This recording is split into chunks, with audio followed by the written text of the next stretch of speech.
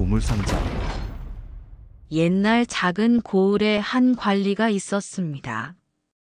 그는 높은 벼슬은 아니었지만 돈이라면 누구보다 많았고 권세를 등에 업고 백성들을 쥐락펴락하는 인물이었습니다.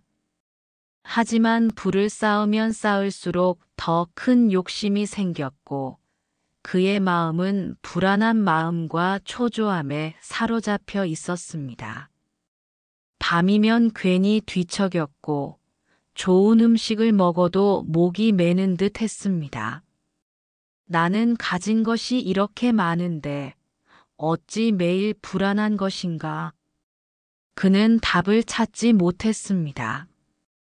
그러던 어느 날 우연히 장터에서 이상한 소문을 들었습니다. 저 강가에 사는 사내를 봤는가? 누더기를 걸치고 살면서도 맨날 웃고 다닌다더라.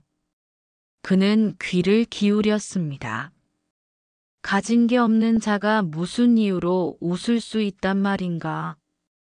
그가 본 사람들은 돈이 많든 적든 근심과 걱정 없이 사는 이가 없었습니다. 그런데 가진 게 없는 자가 늘 웃는다는 말이 도무지 이해되지 않았습니다. 직접 확인해 봐야겠군. 그는 결국 직접 확인하러 강가로 향했습니다. 강가에는 허름한 초가집이 하나 있었습니다. 그 앞에서 한 사내가 빗자루를 쓸고 있었습니다. 그러나 이상하게도 그의 얼굴에는 근심이 없었습니다. 오히려 태양보다 밝은 미소를 띠고 있었습니다. 관리는 다짜고짜 물었습니다. 넌 왜 맨날 웃고 다니느냐? 사내는 고개를 들어 관리를 바라보았습니다. 그러고는 태연하게 대답했습니다. 행복하기 때문이죠. 헛소리 말거라. 가진 것도 없는 네가 무슨 행복이란 말이냐? 그러자 사내는 빙그레 웃으며 말했습니다. 행복을 원하십니까? 행복을 판다면 사시겠습니까? 관리는 눈을 번뜩였습니다. 돈으로 살 수 있다면 얼마든지 내줄 생각이었습니다. 가격을 말해라, 얼마든 주마. 그러자 사내는 고개를 저으며 말했습니다. 돈으로는 살 수 없습니다. 대신 한 가지 조건을 들어주신다면 행복의 비결을 드리겠습니다. 사내는 천천히 입을 열었습니다. 당신이 가진 재산의 절반을 백성들에게 나눠주십시오. 관리는 순간 말문이 막혔습니다. 그는 자신의 재산을 나눈다는 것을 단 한 번도 생각해 본 적 없었고 자신의 재산을 나눈 적도 없었습니다. 니놈이 나를 조롱하는 것이냐? 내가 힘들게 모은 재산을 어찌 헛되이 나눈단 말이냐? 사내는 조용히 웃으며 말했습니다. 행복은 금덩이가 아닙니다. 한번 해보시면 알게 되실 겁니다. 행복을 사시겠습니까? 관리는 그 말을 쉽게 믿을 수 없었습니다. 혹여 사내가 보물을 감추고 있는 것은 아닌가 하는 생각이 들었습니다. 그래서 그는 며칠 동안 사내를 몰래 지켜보았습니다. 그러나 사내는 아무것도 감춘 것이 없었습니다. 그는 그저 땡볕에도 비가 오는 날에도 배고픈 날에도 하루하루를 즐겁게 살아가는 자일 뿐이었습니다. 관리는 한동안 잠을 이루지 못하며 고민했습니다. 재산을 잃을까 두려웠지만 평생 한 번도 행복하지 않았다는 사실이 더욱 그를 괴롭게 했습니다.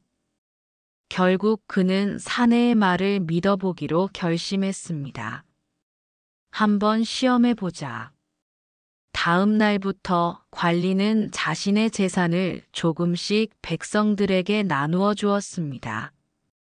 가난한 농민들에게 곡식을 나누어 주었고 헐벗은 아이들에게 옷을 주었습니다. 처음에는 모두가 놀랐습니다. 평소 인색했던 관리가 나눔을 베푼다니 도무지 믿기 어려운 일이었습니다. 어떤 이는 혹시 나중에 돌려달라고 하는 것은 아닐까 하며 의심하기도 했습니다.